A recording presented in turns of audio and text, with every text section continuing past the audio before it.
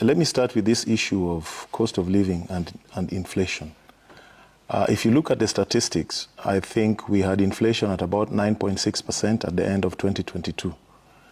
And by end of 2024, it had dropped to 3%. So you'd expect that the cost of living would come down. But it is not coming down. And the public sentiments out there are such that nobody is feeling that improvement in terms of lowering the rate of inflation. But let's explain it in a language that most people can understand. When we talk of inflation movement, we are basically talking about price of goods. So if it was at 9.6% in 2022, basically goods, the price of commodities or goods that we use had gone up by that percentage. Even if it reduces to 3%, it simply means the prices are going up by 3%. So if you take your 9.6 plus 3 whatever percent that it is, the prices of goods have actually gone up by about 12, 13%. But now the cost, that is now the cost side. But the purchasing power parity of the shilling or the money in the pocket of every mwananchi has not gone up for a variety of reasons. If you look at the data, manufacturing is stagnating. In other words, employers cannot improve on salaries of employees. Right. Even including insurance, financial sector, all those have stagnated. Even if you look at the banking data, the borrowing rates have gone down, meaning the private sector, which is the largest employer, is not able to improve on salaries of the people. And then there's been this issue about the pay slip. The gross income may have remained the same, but the net income has gone down because of the additional taxes and levies on the pay slip.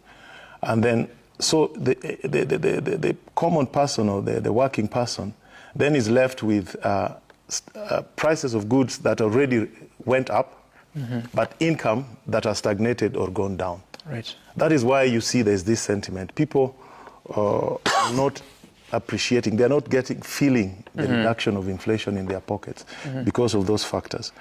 There are other things. Even if you look at the rate of VAT, it may remain at 16%.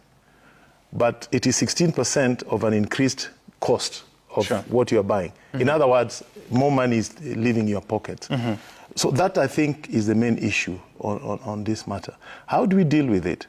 My thinking is there are three centers, and one of them relates to what you have asked, devolution, where the cost centers, where the government is not able to undertake a lot of development projects, is not able to release money to pay pending bills. One is government wastage, before we deal with corruption. And this is historical. It is not just in Ruto's administration. There's a lot of government wastage. Wastage in the form of inflated costs of goods and services that the government procures. There's been this proposal to have end-to-end e-procurement system. It is still lagging out there. But when goods are overpriced, and when goods are not supplied on time, and when contracts are not administered properly, the administration of government contracts, there are delays, you compound the government liabilities, whether they are pending bills or interest rates on the funds that have been borrowed to undertake those projects.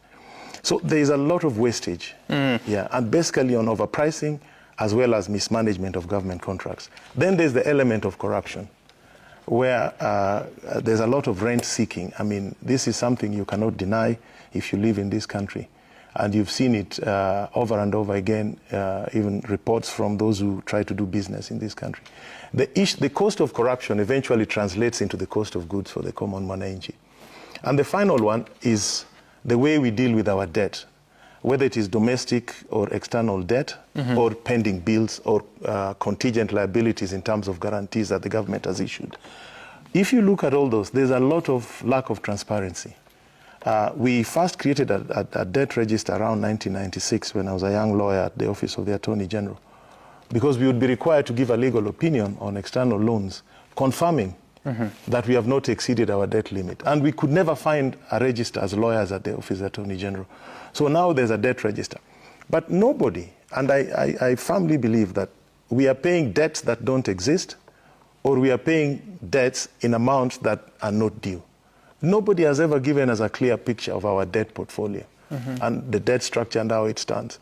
So I believe a lot of resources is wasted on our debt side, the way we deal with our debt, but also on our pending bills. If you come to devolution, the problem with devolution is there's no capacity.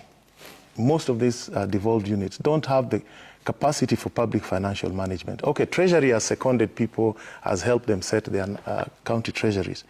But if you look at the people in charge and the political leaders, those in office, there is just no capacity. Right. And what is happening in counties is when the money is released and they receive the money, there's a lot of activity at the county headquarters when the money is still in their treasury, and it is quickly paid out on a priority. It is such a mess. My proposal has been we need to adopt, and most people probably don't understand this, we need to adopt the model we use for CDF projects, for county funds. I said this in Parliament a few days ago. The reason, the members of Parliament here will tell you, the CDF, constituencies allocated a certain amount of money. Right. And then a percentage is given for administration. The rest goes to the projects. We don't have pending bills in CDF projects. We don't. Yeah. There are no pending bills. And most of the costs are actually determined by Ministry of Public Works. So you will find the cost of a classroom in Makalimulu's constituency and mine, if there's a difference, it is to do with geography, terrain, transportation, something like that. Yeah. If we could manage county funds like that, we make sure the budgeting is done by constituencies within the counties and specific to projects. And then those resources are utilized